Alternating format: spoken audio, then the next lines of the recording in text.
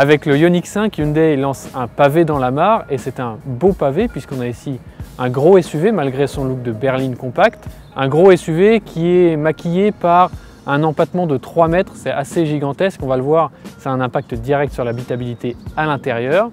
Aujourd'hui, on a la chance d'essayer la version toute entrée de gamme du Ioniq 5, donc avec la petite batterie de 58 kWh et un moteur de 170 chevaux sur les roues arrière, sur le tout premier niveau de finition, accessible à partir de 43 600 €, sans compter évidemment le bonus écologique de 6 000 €. Alors, que vaut ce Ioniq 5 qui est aujourd'hui une vraie star de l'année 2021 en version toute entrée de gamme? Est-ce que ça vaut le coup? Est-ce qu'il vaudrait mieux plutôt vous lancer vers le cœur de gamme? C'est ce qu'on va voir dans cet essai. Mais avant de prendre place à bord de ce Ioniq 5, on vous invite évidemment à vous abonner à notre chaîne YouTube et à nous laisser un petit pouce si vous aimez la vidéo, mais aussi à nous retrouver sur nos réseaux sociaux et sur autoplus.fr.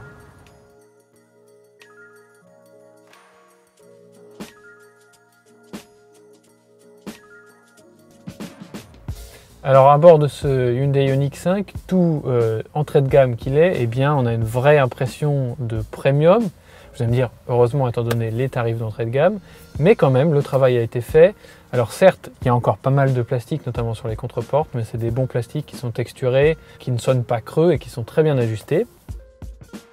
Et évidemment, il y a ce grand effet wow quand on rentre avec les deux écrans de 12,3 pouces qui sont de série, qui sont très clairs, très bien présentés et donc très grands et agréables à consulter.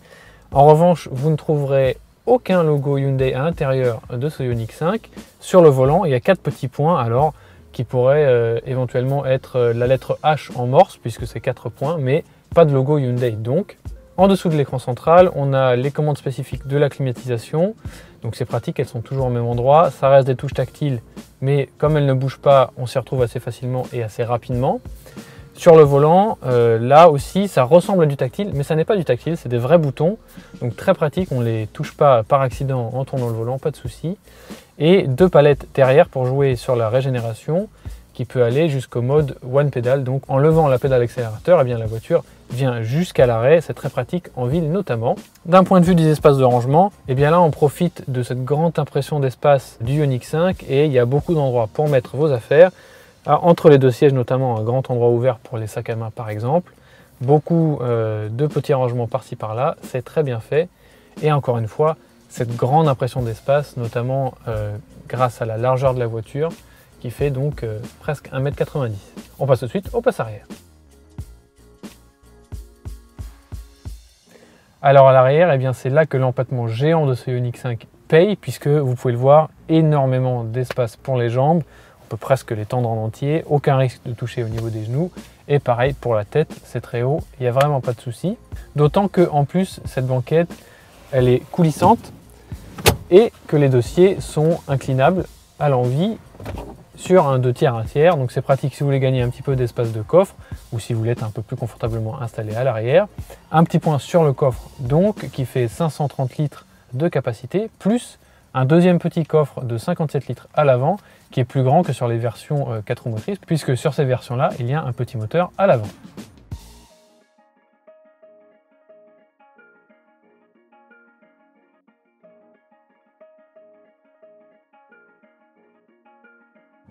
Alors au volant de ce Hyundai Ioniq 5, on l'a dit, c'est la finition la plus entrée de gamme.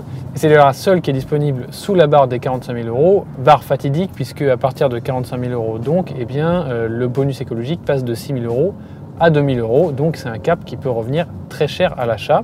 Donc pour ce prix, eh bien c'est simple, il y a très peu d'options à ajouter sur ce Ioniq d'entrée de gamme, puisque en gros vous n'avez que la pompe à chaleur, qui est très pratique en hiver, on va y revenir quand on va parler de l'autonomie, et une peinture métallisée, et c'est tout. Tout le reste est de série, que ce soit les assistants de conduite avec notamment le cruise control intelligent qui va jusqu'à l'arrêt dans les bouchons et qui peut redémarrer tout seul si l'arrêt est de moins de 3 secondes, que toutes les autres aides à la conduite, une caméra de recul, alors pas 360 degrés comme c'est le cas sur les finitions supérieures, mais ça suffit quand même. Et pour le reste, on l'a dit, un intérieur qui est vraiment très flatteur, très impressionnant. Ce Ioniq 5 en entrée de gamme, il est quasiment exactement le même prix qu'un Skoda Enyaq en version 60 avec donc la même taille de batterie, 58 kWh. Et là où le Skoda fait plus voiture normale avec une présentation assez classique, et bien là vraiment il y a un effet impressionnant quand on monte dedans, il y a un look qui est très décalé et ça c'est très intéressant. Donc ça c'était pour le côté finition entrée de gamme.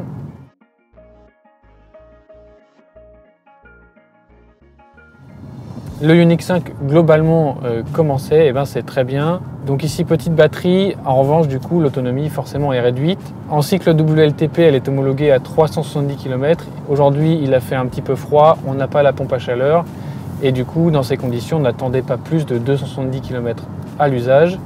Et c'est bien dommage parce qu'avec toute cette place à bord, avec des suspensions réglées assez souples et un grand confort, eh bien, on a envie de parcourir beaucoup de kilomètres au volant de ce Ioniq 5. Mais là, avec 270 km, eh bien, on se dit que c'est quand même un petit peu compliqué sur les très grands trajets.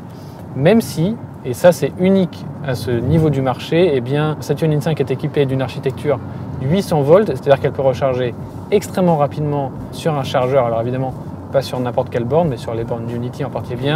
En théorie, vous pouvez même faire passer de 20% à 80% de charge de la batterie en 15 minutes seulement sur cette batterie. Et ça, franchement, ça change la vie, encore une fois, si vous tombez sur les bonnes bornes. Et pour le reste, on l'a dit, donc une vie à bord qui est très confortable, très agréable, et un prix finalement assez contenu. Alors vous allez me dire, on est presque à 45 000 €, ça fait beaucoup d'argent, certes, mais Hyundai propose ici vraiment une voiture premium. Et avec le bonus, on tombe même sous la barre des 40 000 €. Et donc, on l'a dit tout à l'heure, vous n'avez aucune option à rajouter, ce qui n'est pas vraiment le cas sur la concurrence.